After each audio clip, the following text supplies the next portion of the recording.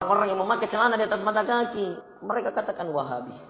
Orang-orang yang memanjangkan jenggotnya, mereka katakan Wahabi.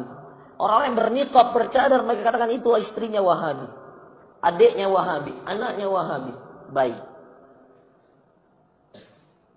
Kalau memang itu yang menurut Anda, baik, dengarkan kisah seorang ini.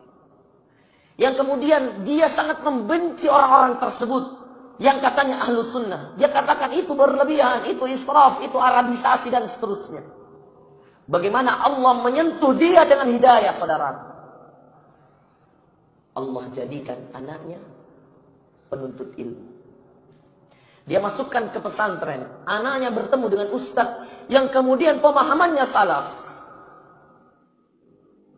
Bapaknya masih dengan pemahaman yang sama. Sampai-sampai kemudian ketika bapaknya sudah mengetahui anaknya sudah memotong celananya, memanjangkan jenggotnya, berpemahaman seperti pemahaman yang menurut mereka, menurut dia Wahabi, dia katakan, mulai sekarang kamu keluar dari sekolah ini. Anak tetap anak. Sam'an wa ta'ah, dengar dan melaksanakan. Keluar. Anda tahu, lalu kemudian dimasukkan anaknya ke sekolah umum. Anaknya masuk. Sam'an wa ta'ah. Bakti saja kepada orang tua. Dia masuk sekolah umum yang perempuan laki-laki bergabung dan seterusnya. Dia ikuti dan dia menjadi ranking nomor 1 di sekolah dia. Sehingga akhirnya kemudian dia diutus oleh sekolahnya untuk perlombaan olimpiade. Dia ikut perlombaan mewakili sekolah. Dengan stylenya yang lama.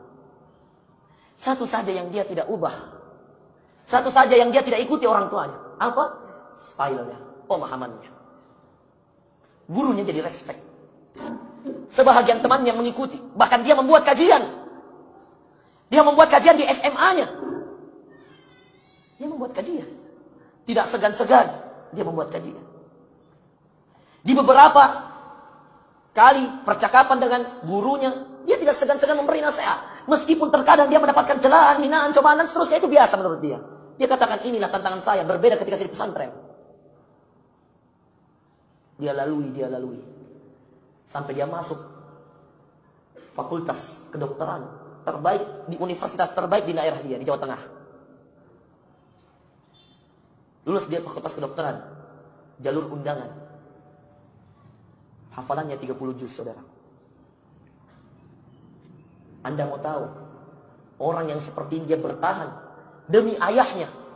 Bagaimana ayahnya tidak menangis ketika ayahnya mendapatkan anaknya lulus di fakultas kedokteran dan dengan style yang sama, lalu kemudian ayah mengatakan, coba ajarkan aku sedikit saja apa yang kau ketahui tentang pendeknya celanamu, panjangnya jenggot. Belum menjelaskan, anak sudah menangis, lalu mengatakan jangan-jangan ini adalah pintu hidayah Allah untuk ayah.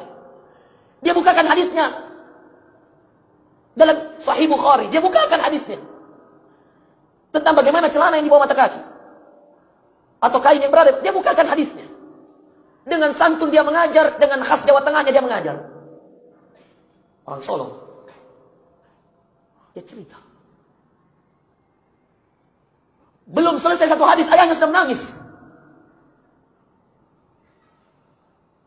Lalu kemudian ayahnya mengatakan, saya selama ini salah. Belum selesai satu hadis. Di Sahih Bukhari. Sebelum dia buka jelaskan tentang hadis Sahih Bukhari, dia cerita panjang bagaimana perjalanan Imam Bukhari mengumpulkan hadis dan bagaimana pengakuan ulama tentang kesahihan, kebenaran hadis-hadis dalam Sahih Bukhari. Lalu kemudian ayahnya menangis. Belum masuk tentang masalah jenggot, baru tentang masalah kain. Ayahnya sudah menangis lalu mengatakan kepada, ajarkan aku agama ini.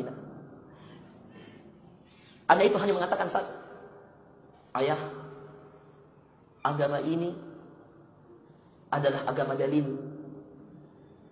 Sederhana saja ayah. Ada dalilnya, kerjakan. Tidak ada, tinggalkan. Semenjak itu, setiap kali ayahnya ingin melakukan sesuatu, dia menanyakan kepada anaknya, nak, saya mau begini, saya akan seperti ini, bolehkah, adakah dalilnya, nak? Anaknya langsung mengatakan, buka. Di Imam Bukhari dikatakan seperti ini, ayah. Hadisnya seperti ini, ayat Al-Quran mengatakan seperti ini, ayah. Maka kemudian setelah itu, saudara akan dimulakan oleh Allah. Justru ayahnya adalah orang yang sangat hati-hati dalam mengerjakan sesuatu. Sumber hidayah itu kita tidak tahu. Terkadang Anda harus merelakan sesuatu yang Anda cintai untuk sesuatu yang lebih baik karena Allah Maha mengatur. Anak yang tadinya sudah betah di pesantren masih ingin hidup di pesantren karena ayahnya yang tidak senang dengan dakwah tersebut mencabut dirinya. Dia kalau memberontak, apa gunanya? Akhirnya tidak berbakti kepada orang tua dan tidak mendapatkan keridhaannya. Dia mengalah. Dia tinggalkan pesantren, ustadz-ustadz yang dia cintai demi sebuah perubahan. Dan Anda tahu, perjalanan dia tidak mudah. Dia harus masuk SMA 3 tahun di sana, berikhtilat dengan wanita. Bagaimana sulitnya dia memahamkan orang-orang. Di saat yang lain celananya menjulur ke bawah, di saat yang lain tidak berjenggot. Anda bisa pahami bagaimana susahnya orang bertahan di keadaan seperti itu. Alumni pesantren masuk SMA umum, bayangkan bagaimana keadaan. Tidak terhitung berapa banyak cobaannya, berapa banyak cacimakiannya. Bertahan sampai kemudian orang mengakui siapa yang baik, siapa yang buruk. Kecerdasan itu lahir bukan hanya karena kepintaran yang engkau bawa dari lahir, tetapi kecerdasan itu lahir karena ketakwaanmu. Wattaqullaha wa yu'allimukumullah. Bertakwalah kepada Allah, kata Allah dalam Al-Quran, maka Allah akan mengajarimu. Jadi kalau Anda ingin tahu bagaimana caranya menyelesaikan masalah, bertakwa. Selesai urusan dunia, kelar terus.